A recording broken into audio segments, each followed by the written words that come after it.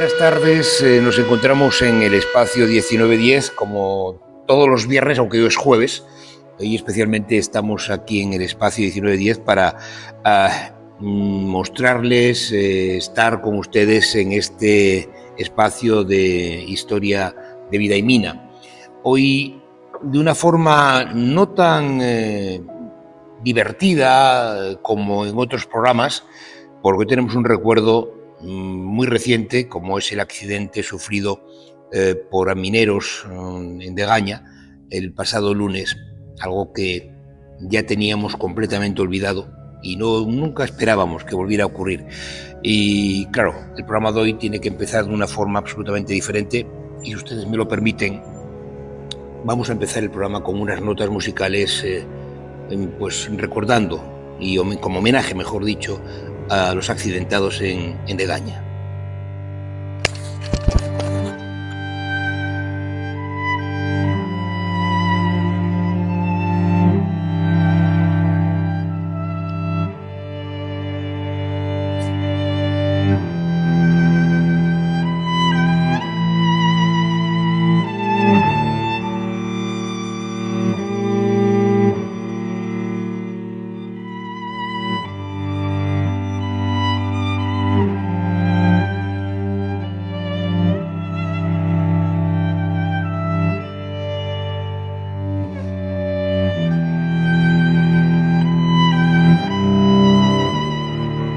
Bueno, pues damos ahora y así comienzo a nuestro programa.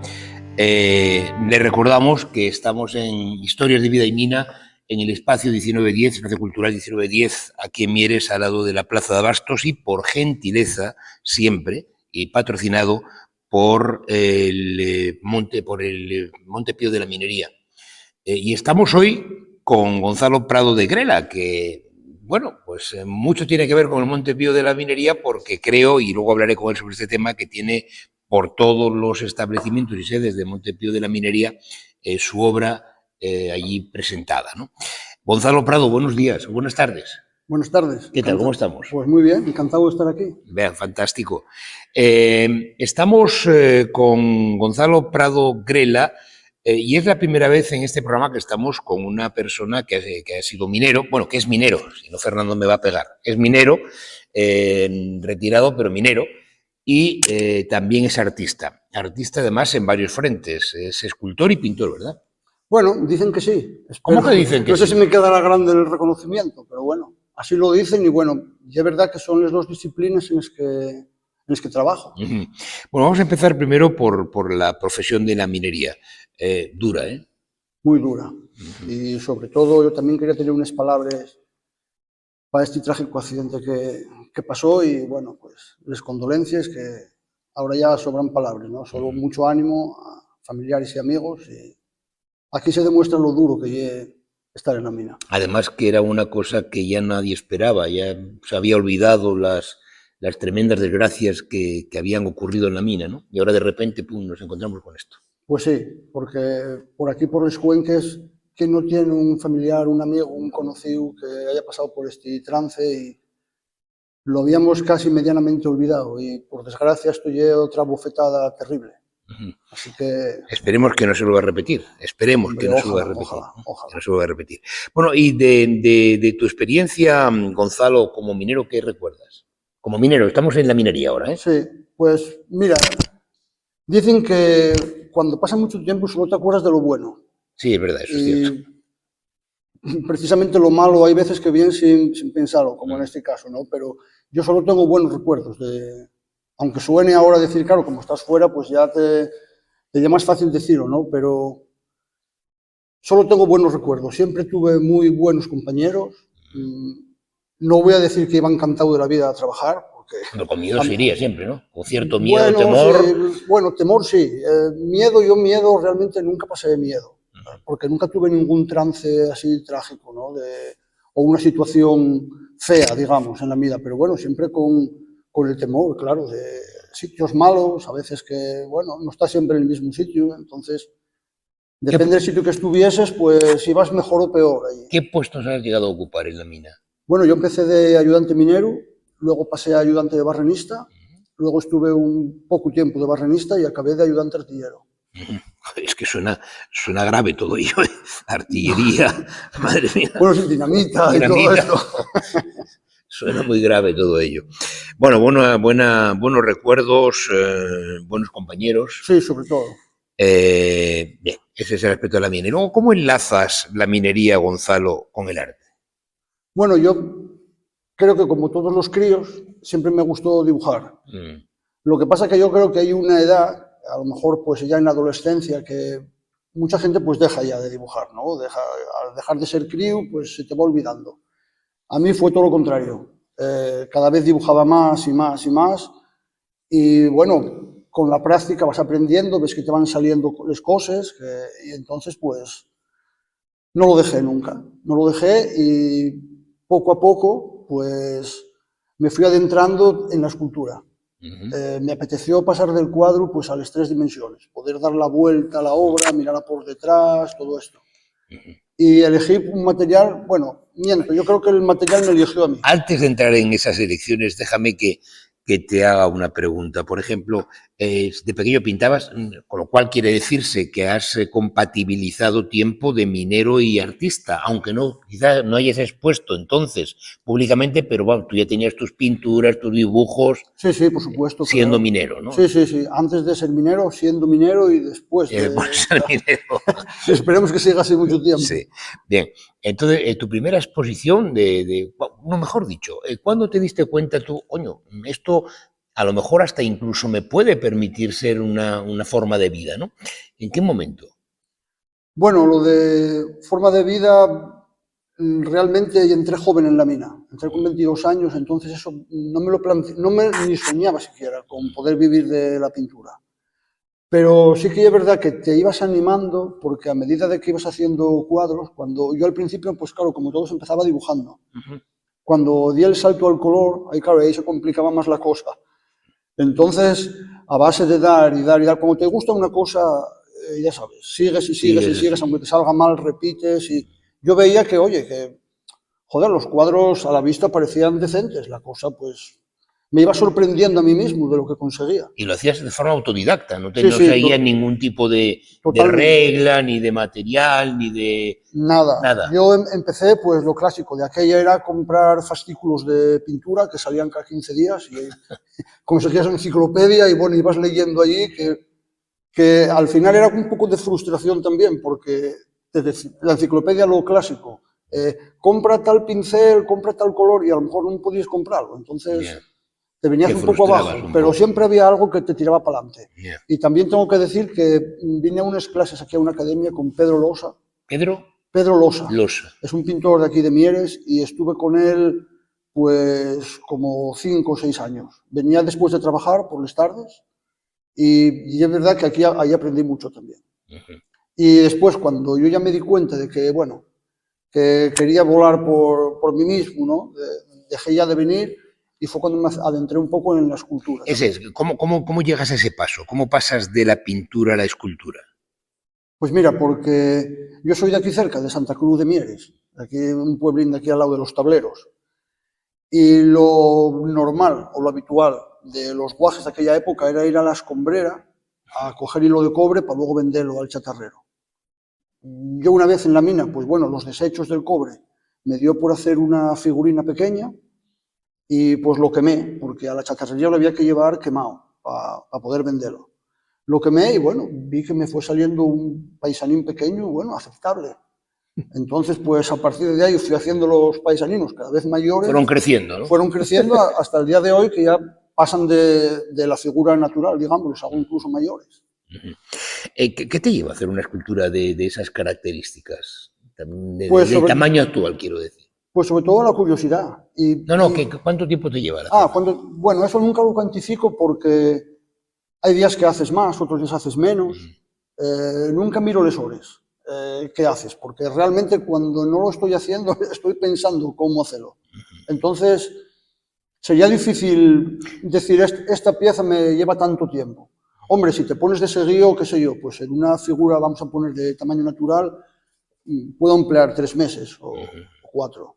Porque tú sigues cogiendo el hilo de cobre, ¿sigues trabajando con hilo de cobre o ya te has desplazado a otros materiales? No, sigo con el hilo de cobre. Ahora ya no utilizo lo de los despojos de la mina porque, claro, ya no estoy allí. Claro. Entonces ahora ya o lo compro o esto, y ahora utilizo cobre, lo que pasa que es cobre esmaltado, de lo que se utiliza para bobinar los motores.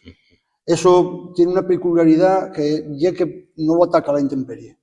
Ajá. Porque si fuese el cobre normal, Se puede oxidar o... con el tiempo, yo de hecho conozco algún químico que me lo explicó, que al cobre normal lo ataca el oxígeno, la atmósfera, da igual que lo quieras proteger que no. Sin embargo, esto como tiene un esmalte, soporta la intemperie perfectamente. Está siempre con el mismo brillo. ¿Cuál fue tu primera exposición de pintura? Sería la primera, supongo. Sí, claro. Por supuesto. Mira, me acuerdo, fue en el año 97. Ah, ya hace tiempo, ¿eh? Y fue a través de un payaso. Yo tenía un muñequín en casa de un payaso que me había regalado mi madre y tenía mucho cariño, entonces hice una serie de cuadros todos relacionados con ese payaso. ¿Y por qué señalas para allá? Señalo para allá porque Alberto fue uno de los que me compró en esa exposición. Ah. Y de los que me compraron en aquella exposición no los olvido nunca, porque tuvieron tu primera exposición, para fiarse de eso y comprar ahí. ¿Y tu primera exposición de escultura? Bueno, nunca hice una exposición de escultura. Pero tienes figuras la mi ambición era que la pintura se fusionase con la escultura. ¿Y lo has conseguido? Sí, bueno, en las exposiciones los personajes escultóricos van a la vez con cuadros, con la misma temática, digamos, y la pintura lo mismo, se complementa con la escultura. Y me acuerdo que la primera fue en una galería en Oviedo que se llamaba Cimentada, aquella galería cimentada. ¿Año? Uy, pues eso sería, si esta fue en el 97, esta sería en el 2000, 2004, 2005, por ahí. Y a partir de ahí, bueno, fui exponiendo en salines pequeños, tampoco sin grandes pretensiones, pero bueno, mostrándolo incluso fuera, también en Mallorca hice alguna exposición. Sí, porque además tienes esculturas al aire libre, ¿no? Sí. Que ya serán con ese método del cobre que no se corroe con el oxígeno. Sí, hay por ejemplo, las esculturas que tiene el Montepío, como todavía estaba muy ligado a la mina y tenía acceso a despojos de la mina, los restos del Tíger, que lo llamamos allí. ¿El? En la mina, al hilo de cobre este se llama Tíger. Tíger. No sé por qué, pero todo el mundo, déjame un rollo de Tíger, ¿tienes Tíger por ahí y tal? Así se llama, o así lo llamamos nosotros. Sí. Otros llaman hilo de pega, porque es lo que se utiliza para avanzar las galerías, para las voladuras. Entonces, en el Montepío, todas las esculturas que tienen son de ese material. Sin embargo, ahora ya hay otras que, por ejemplo, una que hay en Cabaña Quinta, que ya hay con el material este que te digo. Con el nuevo. De hilo de bobinar motores. Y las imágenes que esculpes, que ahora te preguntaré si nos da tiempo, que esculpes, ¿siempre tienen que ver con la mina o no? ¿O ya no tienen que ver con la mina? Mira, yo es curioso porque en muchas de ellas yo nunca pretendía ser un minero, porque muchas de ellas ni siquiera llevan casco, no llevan la lámpara ni nada. Sin embargo, la gente lo asocia a la mina, posiblemente porque también incorporo mucho carbón en las piezas. Generalmente el carbón lleva un material que me atrae mucho. De hecho, ahora estoy en ello. Quiero tallarlo y bueno, quiero ver cuánto puedo sacar del carbón. Pero no todas las imágenes son pensando en la mina, que la gente lo relacione y ya es otra historia. Exactamente, sí. Yo lo que me gusta es la figura humana. Lo que quiero decir lo digo a través de la figura. Lógico, claro. Y defíneme rápidamente, lo más rápido que puedas, cuál es tu método de trabajo actualmente para hacer una escultura. ¿Has dicho carbón, cobre? Sí, yo primero, depende de la dimensión de la escultura, primero hago un buen armazón de hierro, después, digamos que la forma la hago con alambre gordo. O sea, que tienes que manejarlo con fuerza eso, ¿no? Sí, bueno, se doblega bastante bien, ya debe ser la experiencia o esto, lo doblego bastante bien. Y digamos que luego el cobre, la parte de cobre sería como la piel, sería como lo último ya. Y el cobre, como lo hay de diferentes secciones, pues empiezo también por cobre más gordo, de secciones, hasta acabar con un cobre mucho más fino para ya los detalles. Bueno, digo detalles hasta donde te permite el material, porque Claro, tampoco puedes detallar Claro. en exceso porque no te lo permite el material. Pero bueno, tampoco me interesa. ¿Has pensado alguna vez el cambiar de material o siempre ya vas metido ahí, ya vas en ese camino?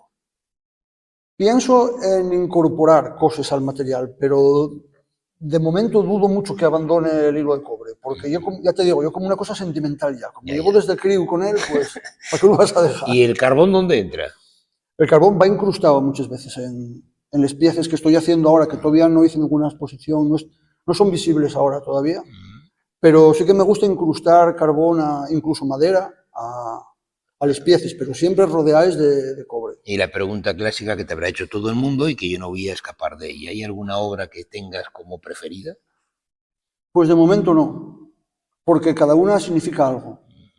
De hecho, yo en el momento que les dejo donde se quedan, de la que marcho, aunque parezca mentira, hay veces que vuelves la vista atrás porque yo como que abandonas a alguien, lo dejas ahí abandonado, no sé, y yo una cosa como sentimental, todos tienen algo.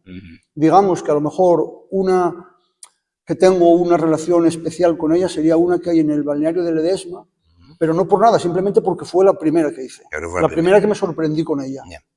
Bueno, aquí tenemos que dejarlo. Mira que me gustaría hacerte más preguntas, pero bueno, ahí tienen a Gonzalo Prado Grela, un minero, un escultor, un pintor, una persona maravillosa. Y bueno, pues si quieren ver su obra en diferentes sitios y sobre todo en todas las sedes del Montepío de la Minería. Gonzalo, un placer hablar contigo. El placer mío. Gracias. A ti.